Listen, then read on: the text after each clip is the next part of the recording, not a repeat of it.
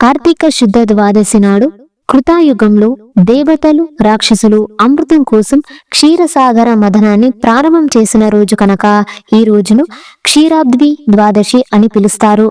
ఈ రోజునే దామోదర ద్వాదశి, యోగేశ్వర ద్వాదశి అని కూడా అంటారు. ప్రబోధిని ఏకాదశి నాడు శ్రీ మహావిష్ణువు యోగనిద్ర నుంచి మేల్కొని బ్రహ్మాది దేవతలతో కలిసి లక్ష్మీదేవి స్వరూపమైన తులసీదేవి ఉండే బృందావనంలోకి ద్వాదశి నాడు ప్రవేశిస్తాడు. అందుచేతనే తులసి మొక్క వద్ద క్షీరాబ్ది ద్వాదశి నాడు దీపములు వెలిగించి పూజలు జరపడం అనాదిగా వస్తున్న ఆచారం.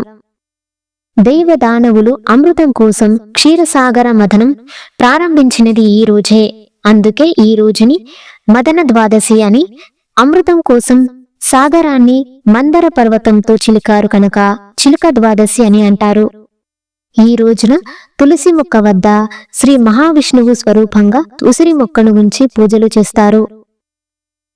క్షీరసాగర మథనంలో జన్మించిన తేజోభరితమైన అమృతకల హస్తమై సకల సిరులతో ఆవిర్భవించిన లక్ష్మీదేవిని శ్రీ మహావిష్ణువు దేవదానవ సమక్షంలో వివాహమాడుతాడు. అందుకనే కొన్ని ప్రాంతాలలో ఆచారమును బట్టి శ్రీ మహాలక్ష్మికి శ్రీమన్నారాయణునికి వివాహం చేస్తారు. బృందాదేవి శాపం వల్ల లోకానికి మహోపకారం జరిగి శ్రీ మహావిష్ణువు సాలగ్రామ రూపమును ధరించినది ఈ మహోత్కరమైన రోజే ఈ కార్తీక శుద్ధ ద్వాదశి.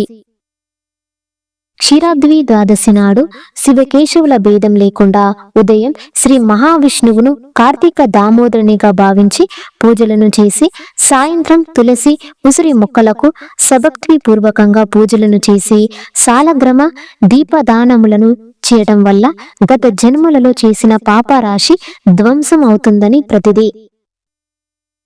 చిలుక ద్వాదశి రోజున అన్నదానం చేస్తే సూర్యగ్రహణ సమయంలో పవిత్ర గంగ తీరాన కాశీ క్షేత్రంలో 1,000,000 మందికి అన్నదానం చేసినంత పుణ్యఫలం లభిస్తుందని పురాణాలలో ప్రతిది. పాలసముద్రం నుంచి సకల సిరులతో ఆవిర్భవించిన లక్ష్మీదేవిని భక్తి శ్రద్ధలతో పూజించి శ్రీ మహావిష్ణువు లక్ష్మీదేవికి వివాహం జరిపిస్తారు. తులసిని లక్ష్మిగాను, ఉసిరి చెట్టును శ్రీమన్నారాయణునిగాను భావించి వివాహం జరిపించి పునీతులవుతారు. సాయంత్రం దీపాలతో అలంకరిస్తారు. సంవత్సరంలో ఏ రోజైనా దీపారాధన చేయకపోతే వచ్చే దోషం ఈ రోజు దీపారాధన చేయడం వల్ల పరిహారం అవుతుంది. క్షీరాబ్ది ద్వాదశి పూజ, కార్తీక శుద్ధ ద్వాదశి వ్రత విధానం, అలాగే క్షీరాబ్ది ద్వాదశి పురాణ కథలను వివరాలతో ఈ వీడియోలో తెలుసుకుందాం. అలాగే ఈ వీడియోను చూస్తున్న వారు ఛానల్ని సబ్స్క్రైబ్ చేసుకోండి. అలాగే లైక్, షేర్ చేయండి. పక్కనే ఉన్న బెల్ ఐకాన్ కూడా ఆన్ చేసి పెట్టుకోండి. 2025 క్షీరాబ్ది ద్వాదశి నవంబర్ 2న వస్తుంది. హిందూ సంప్రదాయాలలో తులసి పూజకి విశిష్ట స్థానం ఉంది. తులసి చెట్టు లేని ఇల్లు ఉండదంటే అది అతిశయుక్తి కాదు. ముఖ్యంగా కార్తీక మాసంలో ప్రతిరోజు తెల్లవారుజామున కానీ సంధ్య సమయంలో కానీ తులసి మొక్క వద్ద దీపం పెట్టడం మన సంప్రదాయాలలో ఒక భాగం. అసలు తులసి మాతకి ఎందుకంతటి పవిత్రత వచ్చిందంటే తులసి మధ్య భాగంలో ఉండే కాండంలో సమస్త దేవాది దేవతలు, అగ్రభాగమందు 4 వేదాలు, మూలంలో సర్వతీర్థాలు ఉన్నాయని శాస్త్రవాచనం. అందుకే తులసి మొక్క వద్ద దీపం ఉంచి నమస్కారం చేసేటప్పుడు ఈ శ్లోకాన్ని పాటించాలి. యాన్మూలే సావతీర్థాని యన్మధ్యే సర్వదేవత యాదగ్రే సర్వభేదస్య తులసిత్వం నమామ్యహం అనే శ్లోకాన్ని పాటించి తులసి మాతకు నమస్కరించుకోవాలి. క్షీరాబ్ది ద్వాదశి పూజను కార్తీక మాసంలో దేవత సంప్రదాయములలో కీలకంగా భావిస్తారు. ముఖ్యంగా విష్ణుమూర్తిని క్షీరాబ్ది సముద్రంలో ఆవిర్భవించిన దినంగా పూజిస్తారు. ఈ పూజ విధానాన్ని చేయడానికి పద్ధతి విధానం: ముందుగా పూజకు సంబంధించిన విధిగా పంచాంగం చూస్తారు.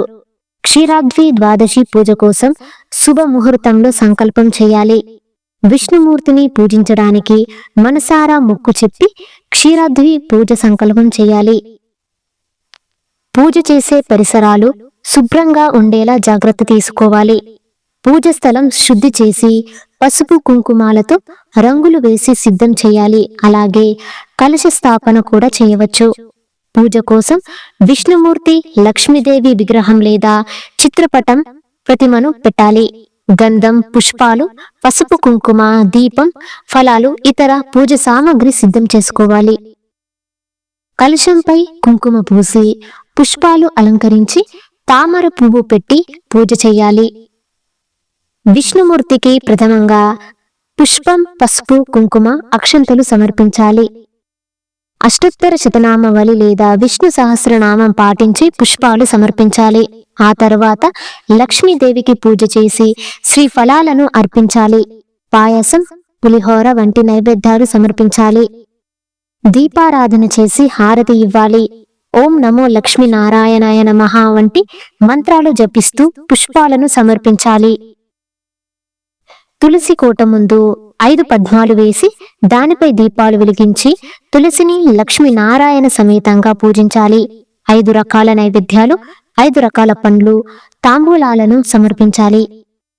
పూజ అనంతరం దేవత ప్రసాదాన్ని అందరితో పంచుకోవాలి. పూజలు ఉపయోగించిన నైవేద్యాన్ని ఆచార సంప్రదాయాలను పాటిస్తూ పంచుకోవాలి. క్షీరాబ్ది ద్వాదశి మహత్యాన్ని భాగవతంలోని అంబారీసుని కథ తెలియజేస్తుంది.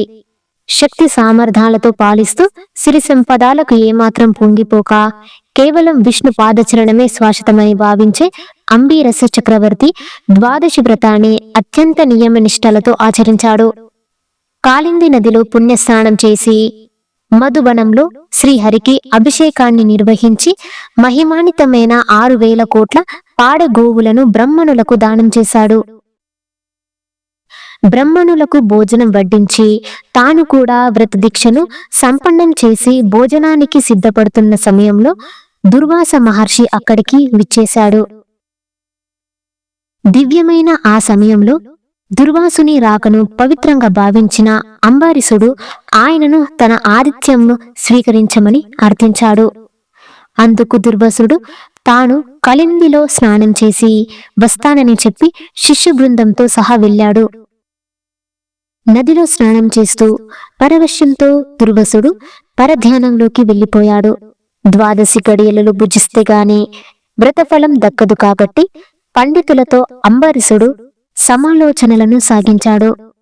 దుర్వాసుడు నా అతిథి, అతనికి మర్యాదలు చేయడం నా విద్యుక్త ధర్మం. మహర్షి భుజించకుండా నేను భుజిస్తే అతని ఆగ్రహానికి, శాపానికి గురి అవుతాను. అయితే ద్వాదశి గడియలలో నేను పారాయణం చెయ్యకపోతే ప్రతిఫలం దక్కదు, విష్ణువు కృప వర్షించదు. బ్రహ్మణ శాపం కంటే ఆయన అనుగ్రహమే ముఖ్యం కాబట్టి ద్వాదశ గడియలలో శుద్ధ జలాన్ని సేవించి ఉపవాస దీక్ష ముగిసినట్టు అవుతుంది, అతిథిని గౌరవించినట్లవుతుంది. ఒకవేళ అప్పటికి ఆయన ఆగ్రహించి శపిస్తే అది పూర్వజన్మల ఫలంగా భావించి భరిస్తానని తన మనసులో శ్రీహరిని త్రికరణ శుద్ధిగా ధ్యానించి కేవలం జలాన్ని సేవించి మునిరాక కోసం ఎదురు చూస్తున్నాడు.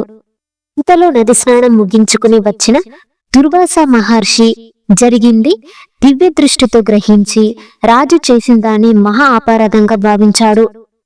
తనకు ఘోరమైన అవమానం జరిగిందని కోపాద్రిక్తుడై జటాజూటం నుంచి ఒక కృత్యాన్ని సృష్టించి అతనిపై ప్రయోగించాడు. ఈ పరిమాణానికి భయపడిన అంబారీసుడు శ్రీ మహావిష్ణువుని శరణు వేడాడు. భక్తవత్సలుడైన శ్రీహరి రాక్షసులకు మృత్యు సూచకమైన ధూమకేతువు, ధర్మసేతువు అయిన తన సుదర్శన చక్రాన్ని ఆ కృత్యంపై ప్రయోగించాడు. ఆ సుదర్శన చక్రం క్షణాల్లో దుర్వాస మహర్షి సృష్టించిన కృత్యాన్ని దహించి దురహంకారి అయిన దుర్వాస మహర్షిని వెంటాడింది. సుదర్శన చక్ర జ్వాలాల నుంచి దుర్వాస మహర్షిని రక్షించడం ఎవరితరం కాలేదు. తనను రక్షించమని బ్రహ్మను దుర్వాసుడు ప్రార్థించగా దుర్గంత మహాదురితాలను నాశనం చేసే సుదర్శన చక్రం నుంచి రక్షించబడాలంటే కేవలం విష్ణుమూర్తికే సాధ్యమని ఆయననే శరణు వేడడం మంచిదని విధాత సూచించాడు. దీంతో శ్రీహరి చెంతకు చేరుకున్న దుర్వాస మహర్షి తన అపరాధాన్ని మన్నించి రక్షించమని వేడుకున్నాడు. దీనికి శ్రీహరి, నేను భక్తులకు సదా దాసుడను. తమ భక్తి పాశాలతో నన్ను భక్తులు వారి హృదయాలలో బంధించి ఉంచుతారు. భక్తుల నిష్టలు చెరపడం చేతనే సుదర్శన చక్రం నిన్ను వెంటాడింది. నిన్ను ఈ సమయంలో రక్షించగలిగిన వ్యక్తి అంబారీసుడు మాత్రమే అని పలికాడు.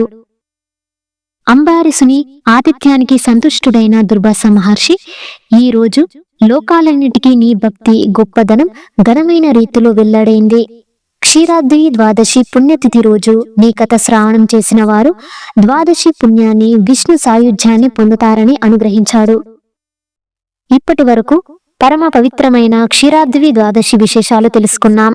నెక్స్ట్ వీడియోలో మనం క్షీరాబ్ది ద్వాదశి తులసి కళ్యాణం వెనుక ఉన్న గాథ ఏమిటో తెలుసుకుందాం. ధన్యవాదాలు.